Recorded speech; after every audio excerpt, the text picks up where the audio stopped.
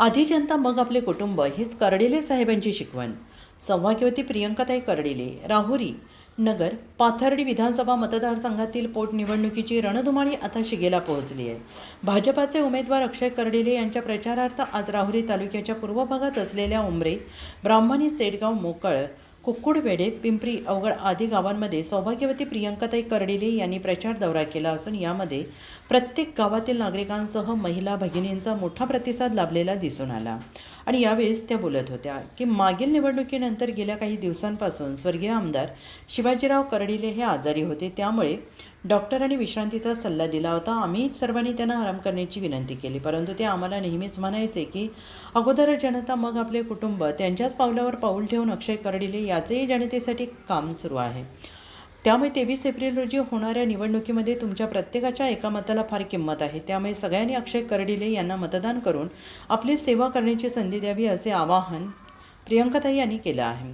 आणि यावेळेस अश्विनी क्षीरसागर, अर्चना ढोकणे, अलका ढोकणे, राणी यादव, हिराबाई ढोकणे, सुवर्णा क्षीरसागर, उषा क्षीरसागर, दीपाली गवळी, शीतल गवळी, अक्षदा गवळी, बाबासाहेब ढोकणे, संतोष ढोकणे, ज्ञानदेव क्षीरसागर, सीताराम ढोकणे, कारभारी ढोकणे, गुरुदास ढोकणे, सचिन यादव, नाना खंडू ढोकणे, शहाराम अलवणे, मनोहर क्षीरसागर, प्रसाद हापसे, गोरक्षनाथ ढोकणे, अभिजित हुडे, रामेश्वर गवळी यांच्यासह मोठ्या संख्येनं ग्रामस्थ, महिला भगिनी उपस्थित होत्या. उत्तर महाराष्ट्र न्यूज नेटवर्कसाठी जालिंदर ढोकणे, राहुरी. राहायचं नाही. आपला विरोधक सक्षम नसला तरी गाफील लावून आपल्याला चालणार नाही.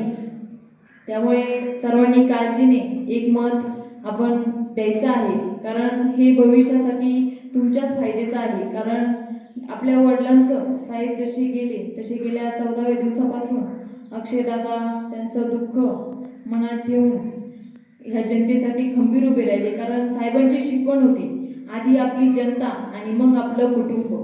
म्हणून अक्षयदादा खंबीरपणे उभे राहिले. त्यामुळे आपलं कर्तव्य आहे की त्यांना पुढील वाटचालीसाठी आपण त्यांच्या पाठीशी उभे राहावं आणि त्यांना बहुमोल मतांनी, भरघोस मतांनी विजयी करावं. त्यामुळे आपल्या सर्वांना एवढीच विनंती करते की आपण सर्वांनी जशी साहेबांना साथ दिली, सहकार्य केलं, जसं प्रेम दिलं, तसंच आता साहेबांच्या रूपीत अक्षयदादांनाही द्याल याची मला खात्री आहे.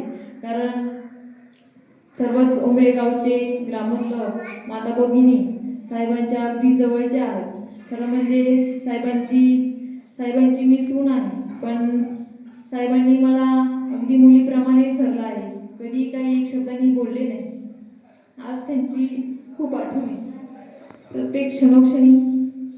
कारण साहेबांनी गेले 25-30 वर्ष एवढं कमवून ठेवलं आहे, ते आज आपल्याला वरवायलाच ठेवलं आहे. साहेब आज आपल्यामध्ये नाही, पण आम्ही जेवढे गावं फिरलो प्रत्येकाचे अश्रू अनावर जातात, साहेबांबद्दल सांगतात. कारण प्रत्येक व्यक्तीसाठी साहेबांनी काहीतरी काम केलेलंच आहे असं आमच्याहीपेक्षा जास्त सर्वजण आम्हाला सांगतात.